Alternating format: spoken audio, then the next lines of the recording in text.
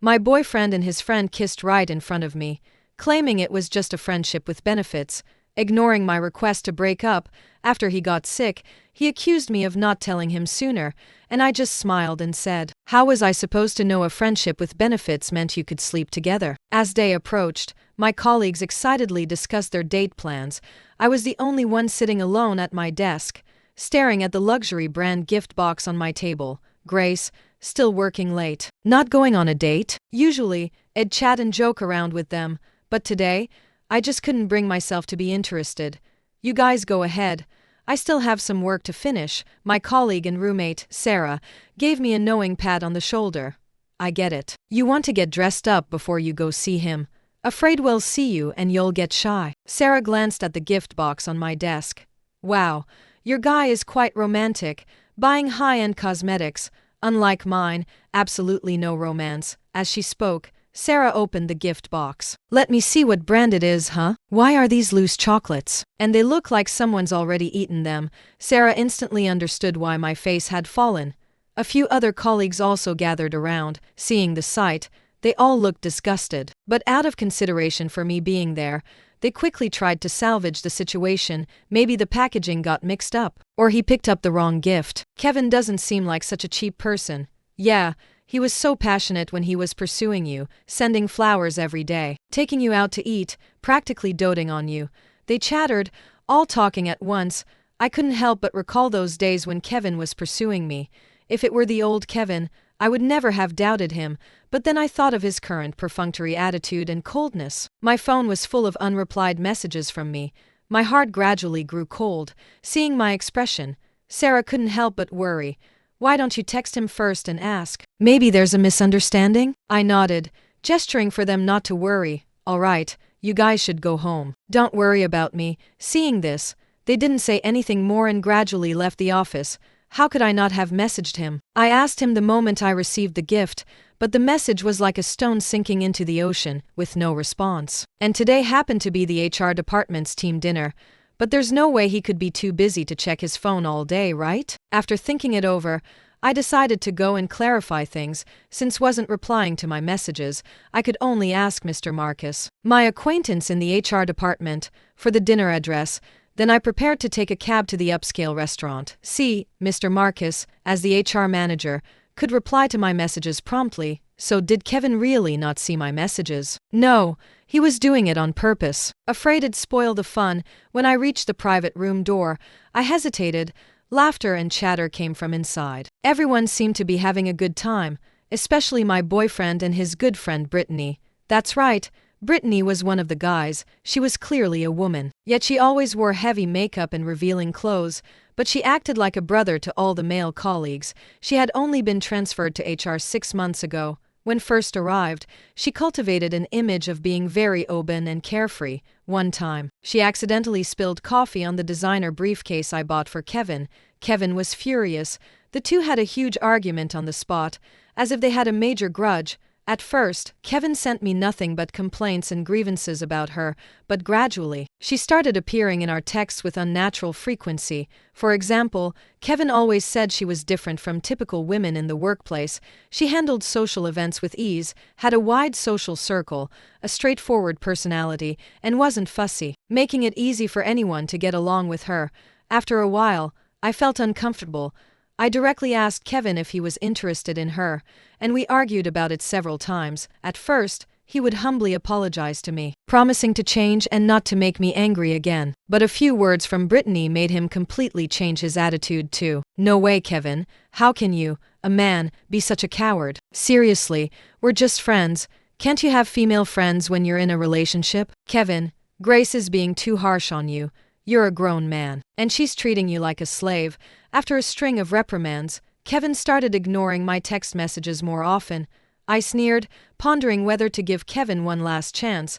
The private room door suddenly opened. Mr. Marcus emerged, and seeing me standing at the door, he paused. "Looking for Kevin?" I nodded coldly. "Mr. Marcus, are you making a call?" He smiled slightly. "We've worked together for so long. Just call me Marcus." Before I could reply, he added, "I suggest you don't go in right now. The scene inside is quite chaotic."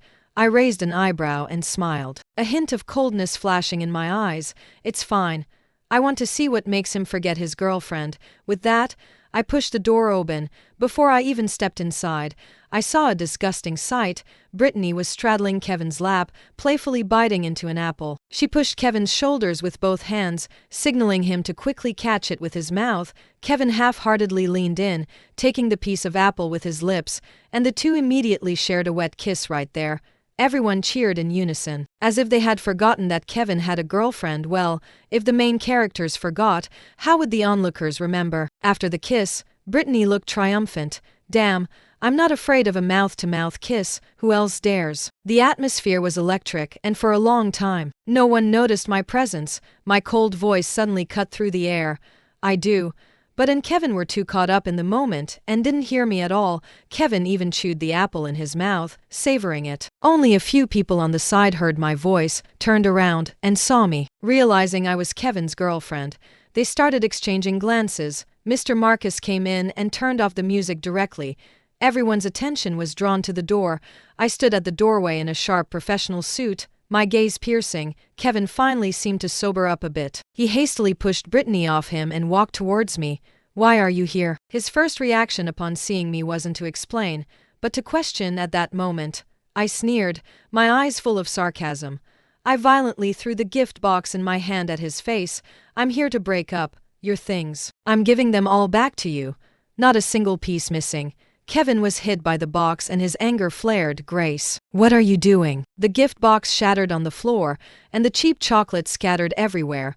Looking at the pile of chocolates on the ground, clearly worth no more than $20, yet packaged in a luxury brand box, everyone started whispering. I stared at him coldly.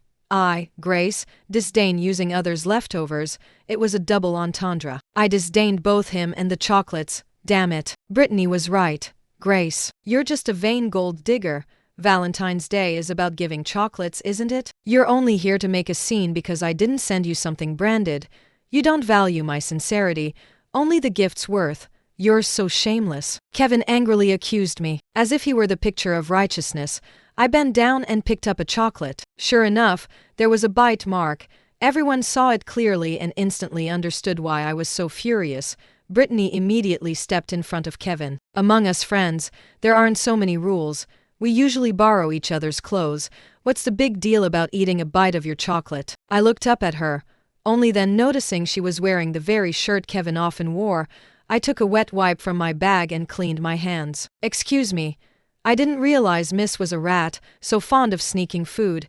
And you, Kevin, were over 3. At these words, Kevin flew into a rage. Break up, break up. You always say break up. Why are you so petty? Not understanding at all, unlike Brittany. All because of chocolates. You want to break up? I watched him with a cold smile. Of course not. Chocolates are innocent. It's you who's dirty. You disgust me. Wipe that lipstick off your mouth.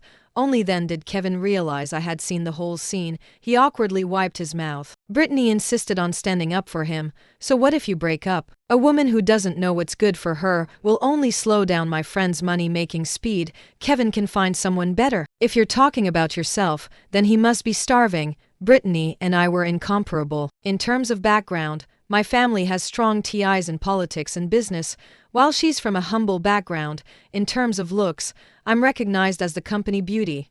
While she's barely presentable even with makeup, not to mention ability. I just led my team to secure a multi-million-dollar deal, while she's still doing trivial tasks.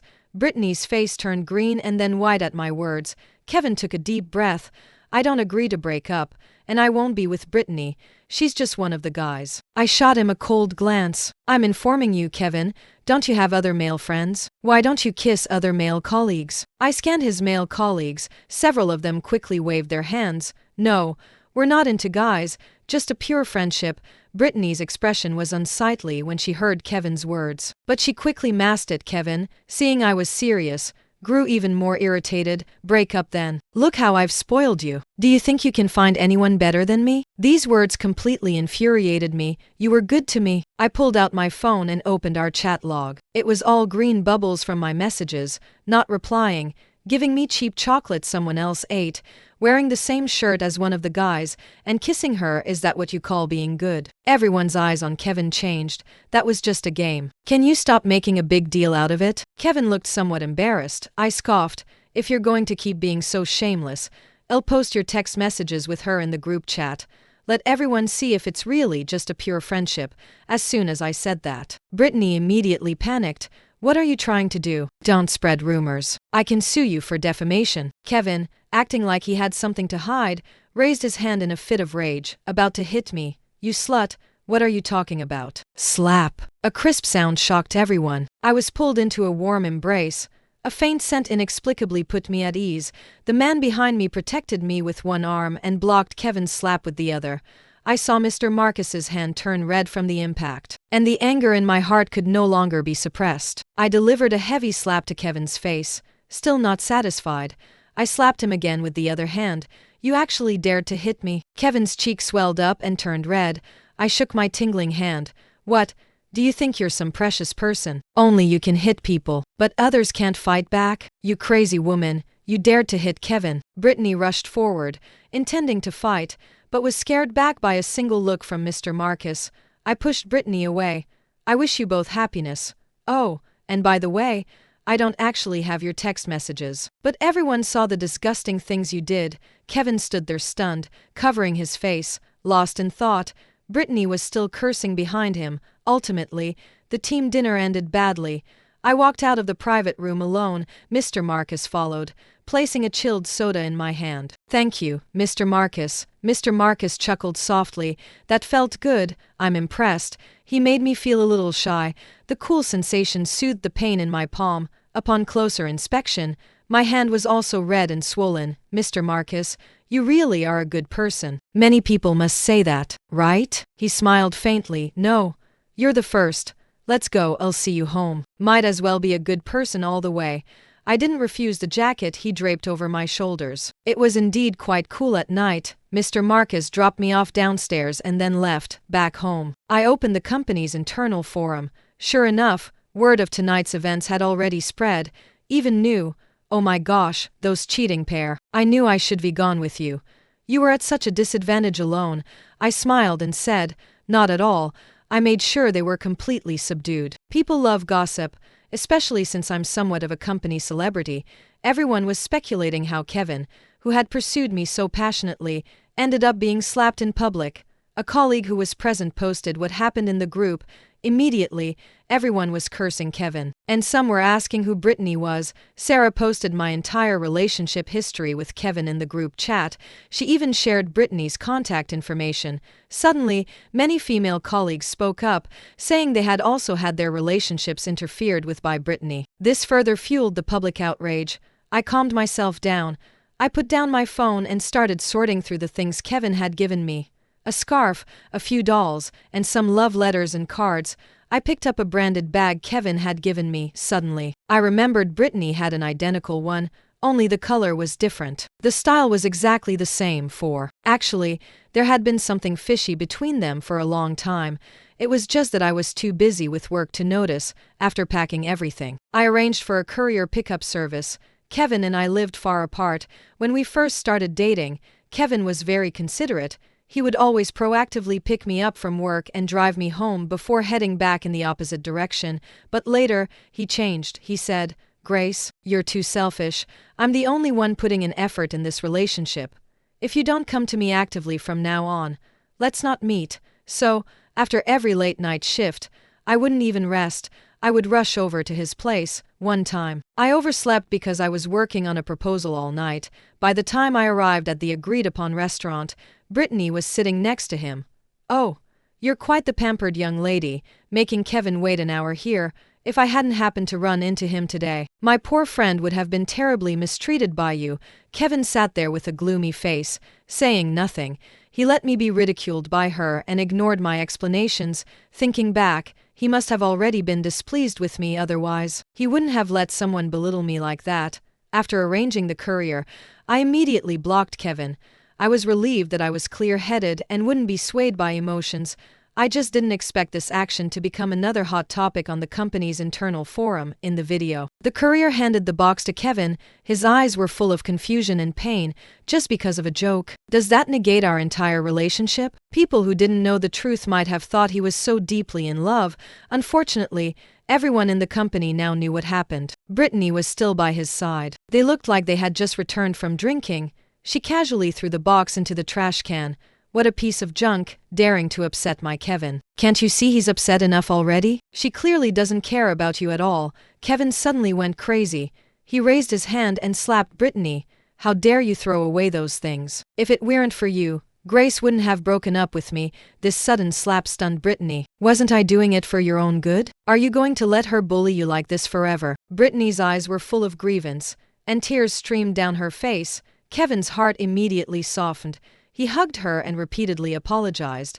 I'm sorry, Brittany, I was too impulsive just now. The two of them just stood there, embracing and weeping in public. The courier was traumatized. Those cheating pair, once again easily pushed me into the spotlight.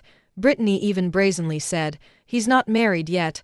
Why can't we be together? This is freedom to love. This drew a wave of condemnation.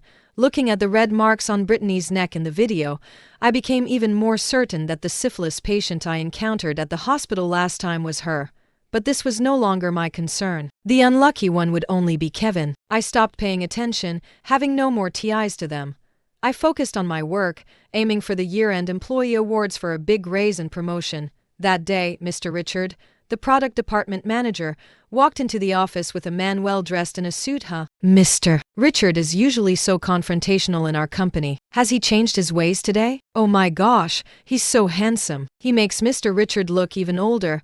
I was busy with my work and didn't have time to see who it was to make Mr. Richard bow and scrape like that. It must be the company's biggest boss. Mr. Richard led the men to the office area.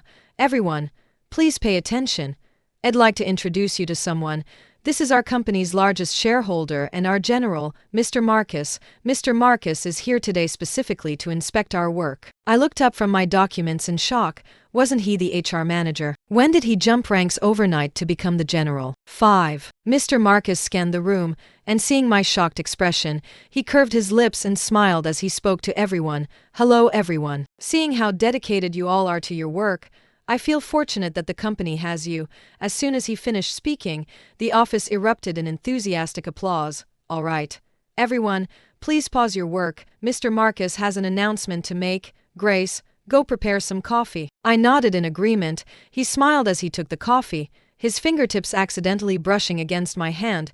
Mr. Marcus is here today to personally participate in the development of our new product. We will provide market data. Mr. Marcus's team will be responsible for product design. And we hope everyone will work together to achieve great results. Mr. Richard looked serious. This is the first time the company's highest-ranking executive has directly participated in a project, making it extremely significant. Everyone must give their full effort. After the project's success, it will greatly benefit your year-end bonuses and promotions. Hearing about the year-end bonuses, everyone sat up straight, their expressions solemn. After all, those who can enter this department are the elite of the elite. Mr. Marcus's gaze was sharp as he looked around. Hello everyone, I'm Marcus. I hope we can work together diligently to drive the success of this project. A thunderous applause followed. Mr. Richard patted my shoulder. Grace, please show Mr. Marcus around our work environment. Of course, Mr. Richard. As I calmly introduced the functions and workflow of each department, Mr. Marcus raised an eyebrow slightly. You don't seem surprised by my arrival. I looked him straight in the eyes and deliberately teased him. I've long heard that the group's general is young and promising, leading the company into the top 100 by the age of 30. Your personal involvement in project development seems perfectly normal to me. Exceptional people are always all-around developed. Mr. Marcus's smile deepened. You're also excellent, Mr. Richard often tells me you're the most capable person in the department, and that even emotional setbacks don't affect your work performance. I immediately felt a bit awkward. He really knew how to bring up sensitive topics. Perhaps it's because I'm more rational. I can tell. Mr. Marcus walked beside me. Then I hope you'll take good care of me from now on. His eyes were deep and sincere, carrying an indescribable meaning. I couldn't help but feel a little flustered, avoiding his gaze as I replied, "Understood, let's continue the tour first." By the time we completed the tour, Mr. Marcus was already familiar with all the company's departments and nearly 100 employees. He not only remembered everyone's name but also their responsibilities and specialties. "Mr. Marcus, your memory is truly amazing. You memorized so much information in such a short time." Mr. Marcus didn't correct my address this time. "Compared to others, my memory is indeed quite good. What you don't remember, I do." I was taken aback. "What is it? Did I forget something?" He chuckled softly, reaching out to gently stroke my hair. "Nothing. It's fine if I remember, and you don't." I was about to press him for what it was when a sudden commotion interrupted our conversation. "Grace, you slut, you really did hook up with him." Kevin rushed out from somewhere and violently pushed Mr. Marcus. "Kevin, are you out of your mind?" I immediately helped Mr. Marcus. Noticing his hand was scraped by the doorframe, I glared at Kevin.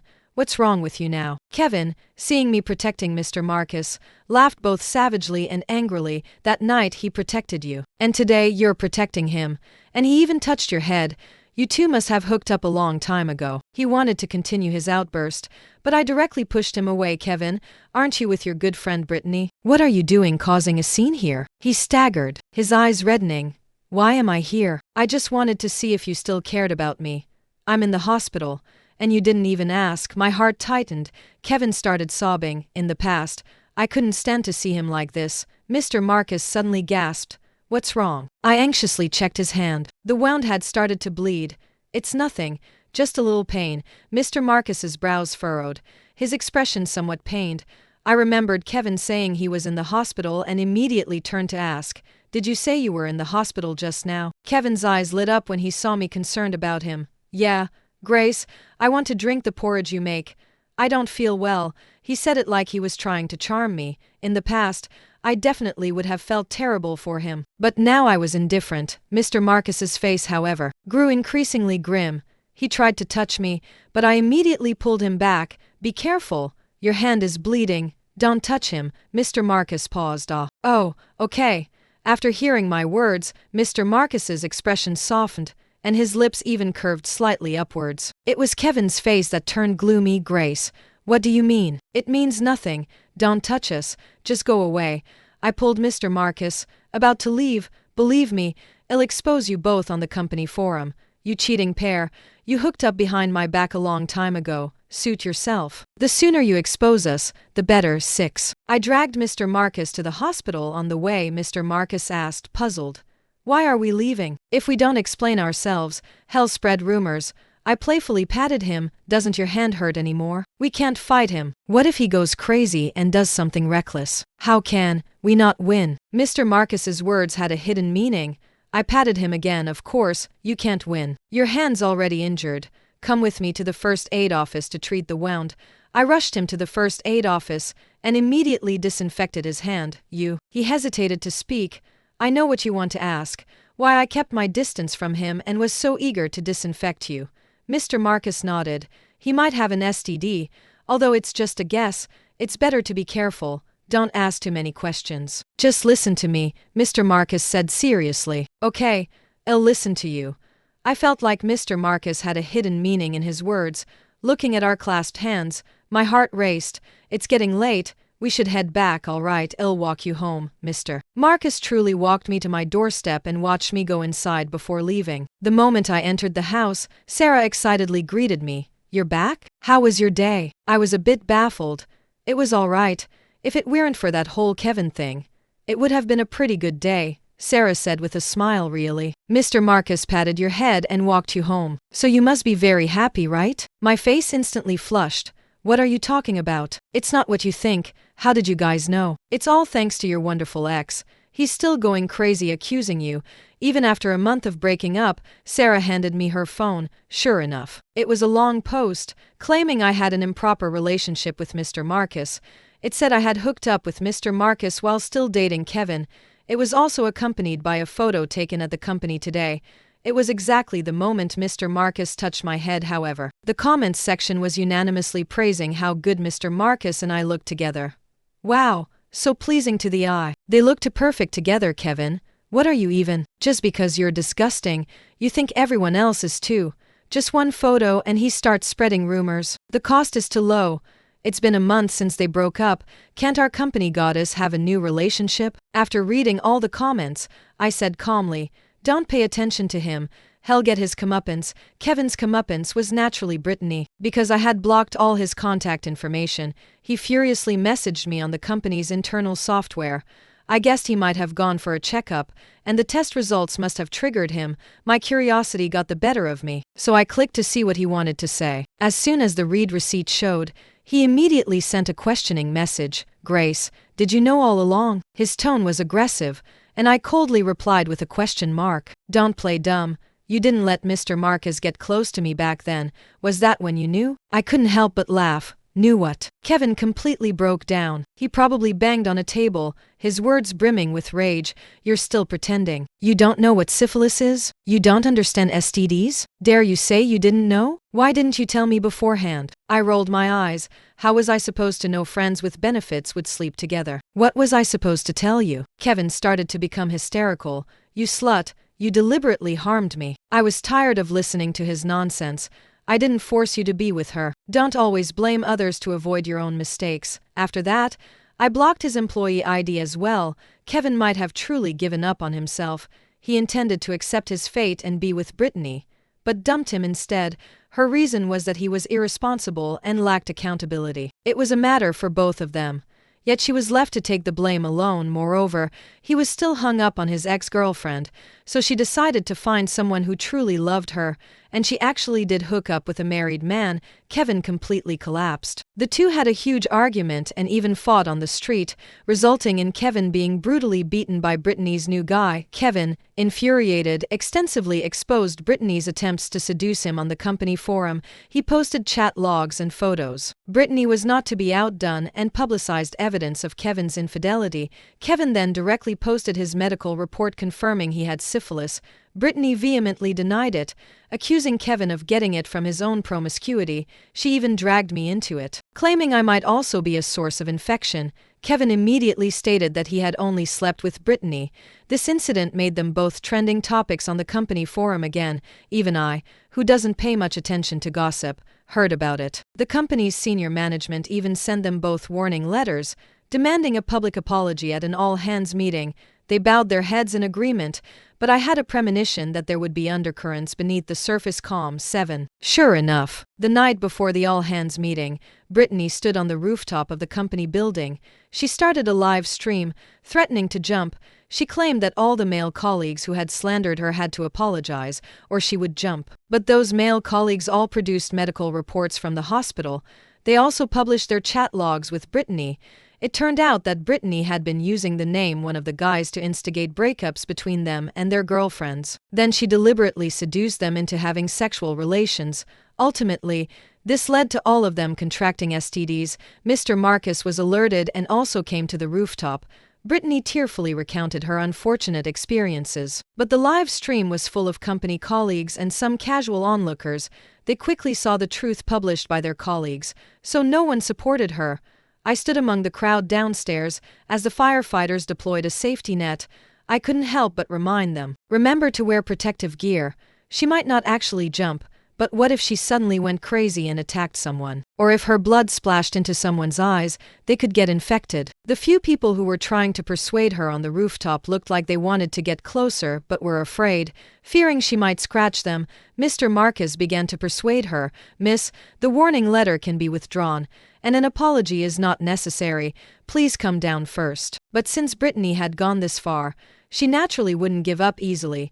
She gritted her teeth and said, give me company shares. I also want to be a manager. Mr. Marcus nearly rolled his eyes, but after all, it was a matter of life and death, and her theatrics were bad for the company's image. Seeing that her goal was achieved, Brittany immediately came down. Everyone protested, saying it was unfair, but before anyone could say anything, Mr. Marcus waved his hand, and the security guards apprehended Brittany. She was taken to the police station on charges of disturbing public order. The company then quickly issued an announcement, stating that Brittany had been fired. Her personal belongings were packed and sent to the police station entrance. Afterward, security measures for the building were strengthened, temporarily prohibiting anyone from entering or exiting. We were all pleased. After all, if she could just turn her life around like that, who would still work hard? Brittany was hysterical after being released. She furiously cursed Mr. Marcus, calling him untrustworthy and a hypocrite. Mr. Marcus smiled profoundly. I only said it withdraw the warning letter. Those to a huzz were just me not hearing what you said clearly. Everyone applauded and praised Mr. Marcus's cleverness. The young general was in high spirits and immediately announced a 5% raise for the entire company. Later, Mr. Marcus and I stood together on the awards stage. Our new product initiative stood out in the national innovation, winning company $20 million in investment. Returning to the familiar private room again, it felt like a lifetime had passed. I, who was heartbroken at the private room door back then, was now sitting inside. Enjoying the joy of victory, Mr. Marcus rarely showed a tired side. Grace, I'm not good with alcohol. My head is a little dizzy. He gently rested his head on my shoulder, and I naturally put my arm around him. If you're not feeling well, we can leave and go back to rest. No. Everyone's celebrating. It would be too much of a buzzkill if we suddenly left. Then lie down and rest for a bit. Mr. Marcus immediately seized the opportunity and lay down on my lap. Am I too heavy? This question made me momentarily forget to tell him to lie on the couch. It's fine. This little weight is nothing. 2 more people could lie on my lap. Mr. Marcus's eyes instantly deepened.